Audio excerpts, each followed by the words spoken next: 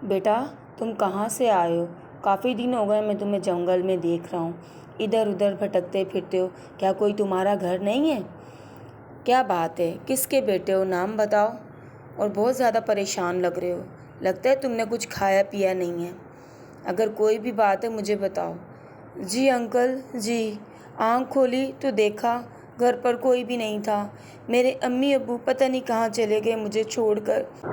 चलते चलते एक घर नज़र आया तो मैंने सोचा चलो इस बहना से बात कर लूँ।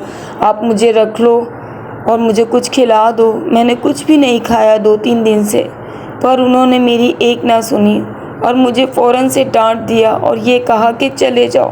फिर मैं एक दूसरे घर गया। वहाँ मैंने उनसे बोला प्लीज़ आप मेरी मदद करो, मुझे रख लो, मेरा कोई घर बार नहीं। वहाँ से भी उस आंटी ने मुझे डांट के भगा दिया कि दफ़ा हो जाओ यहाँ, हमारे यहाँ तुम्हारी कोई जगह नहीं। फिर मैं एक टूनी आंटी के पास गया, उनसे मैंने रिक्वेस्ट की प्लीज़ आप मुझे रख लो।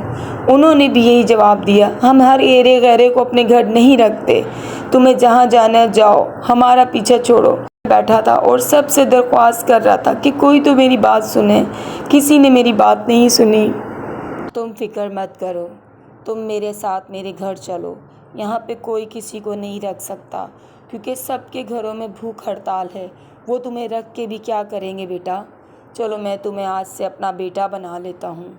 मेरे साथ चलो, मेरे घर पर रहो। थैंक यू अंकल, आप जैसा कहेंगे मैं वैसा करूँगा। मैं आपको कभी भी परेशान नहीं होने दूँगा और आपको मेरी वजह से कोई शिकायत नहीं मिलेगी।